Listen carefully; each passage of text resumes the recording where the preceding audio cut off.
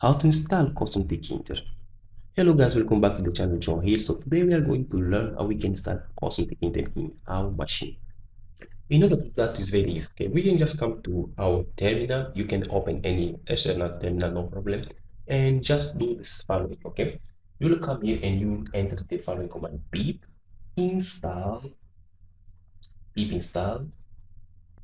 custom, this way, custom Tkinter. Okay, T custom Tkinter. So after that, you just hit enter.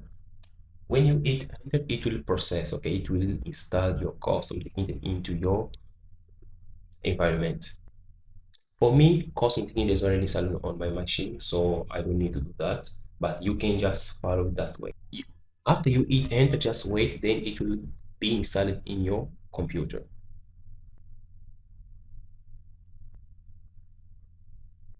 As we can see, I have custom Tkinter installed on my machine. So, but for you, you will get a different notifications. Okay. Perfect. So after that, just enter the code that I will keep on the description of this video and try to run it to see if custom Tkinter is installed or not in your machine. Okay. So I will do the same. I'm just going to paste the code here.